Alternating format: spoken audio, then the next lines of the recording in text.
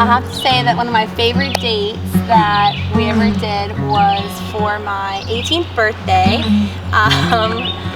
He had come in to visit me into Martinsburg, and we went for ice cream and went out to eat and things like that. His grandparents had brought him up to visit, and we got in the truck and we went to the mall because my parents' deal was that I could get my ear pierced, my cartilage pierced when I turned 18, and Chris is like a nervous wreck because he does not do needles, and so we're sitting there and he's like holding my hand and my fingers are literally turning blue because he's so nervous.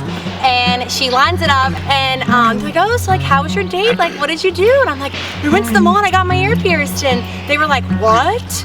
And I was like, yeah. And his grandpa's like, oh boy, her dad is gonna kill you.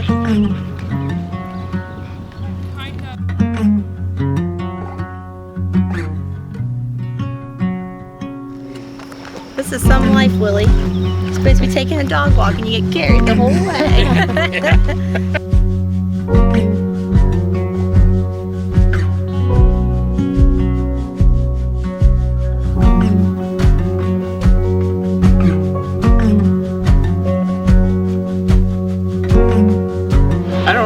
I don't know that I had like a light bulb moment. It was the light bulb was just always on a dimmer, I guess. It's just we were friends for so long, and I mean, you know, senior homecoming, need a date. It's just sort of worked out, I guess.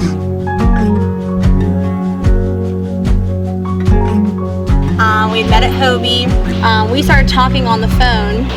I forget what I had asked you, but you were talking about your bucket list. And I remember him talking about one of the things was that he wanted to get married and have kids. And I was like, how like sweet for him to actually like admit that over the phone. And I was like, something in my head was just like, this is like the perfect guy for me. Like, this is who I needed to be with. After the reunion, our junior year seminar, they had the reunion after that. And we both went. And as soon as I got back to the cabin that night, he had texted me and asked if I would be his date to his senior homecoming. And I was like so excited. And it just kind of spiraled from there. But I had known before we even started dating, and I was like, this guy is who I need to be with.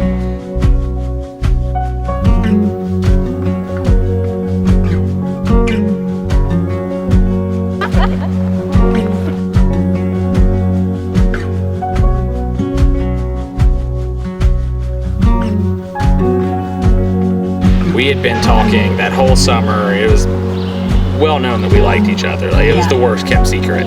Yeah, and at Hobie you can't date. Yeah, so it's like, it was like a hush-hush thing. You were going to tell me that you loved me over the phone. Oh, yeah. And I cut you off. I was like, no. He was like, no, I'm not doing that. You're coming here in 2 weeks. If this is gonna be what I think it's gonna be, I'm gonna tell you that in person the first time. So we went back into town, and he's like, I have to stop by my house and get something really quick. And I was like, okay. So he ran upstairs and comes out, and he's got Roman candle fireworks that he had stashed in his room. Were absolutely not legal in West Virginia at the time. And we were on the football field, and we shot Roman candles as our first date. Yeah. Shot him at goalposts and trash cans, and nothing was safe. So the whole time before the date, he was like, I've got something for you. I've got a gift for you. And I'm like, okay. So we get out, and by the time that the dance is over, it's pitch black, you know, it's like 11 o'clock at night. I'm like, he's gonna give me something. It's gonna be out here in the middle of this football field, pitch black. I'm gonna drop it in the grass, like, because I don't know, like, what this gift is gonna be, right? So I'm like panicked that he's gonna hand me something. I can't see it, I'm gonna drop it. But that wasn't the gift. Tell him what the gift was. I planted a big old smooch right on her face. So our first kiss was on the football field. And then that's when we said, I love you the first time. Yeah.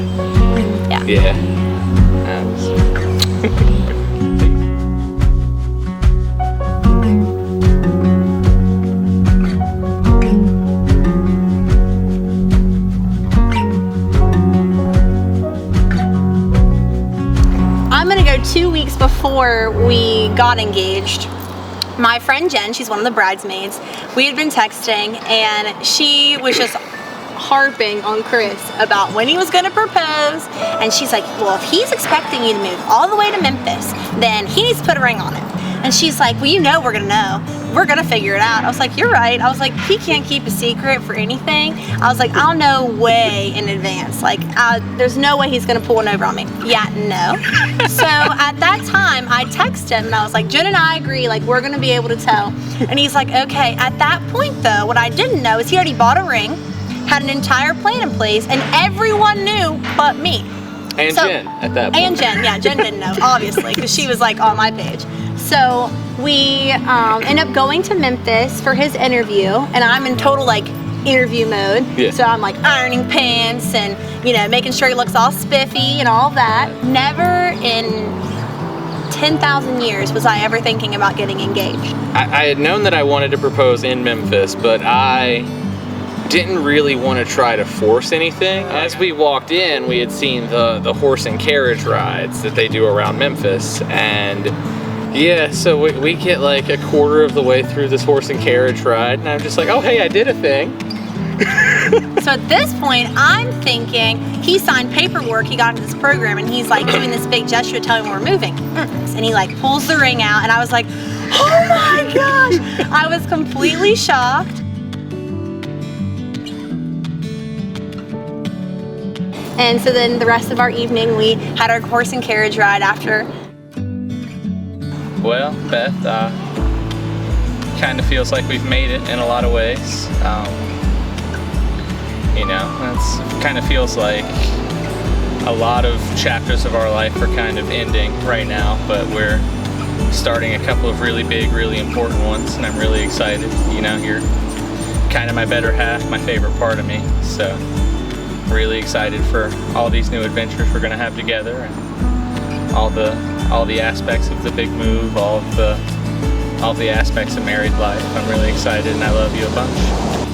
I think I want to start by saying how proud I am of you. We have come a very, very long way from being 17 in high school to now 24 and you moving on to a PhD. I always knew that you would get there. I'm very excited as we take this next step in our lives together. There's no one that can keep me on track and keep me calm and not freaking out like you do. So as we take these next steps together, just continue to do exactly what you're doing, because I feel like that's the reason that we work so well together, is that, you know, I keep things moving, but you also slow me down and calm me down. So I appreciate everything that you do for me and for us, and I cannot wait to start our lives together. I love you.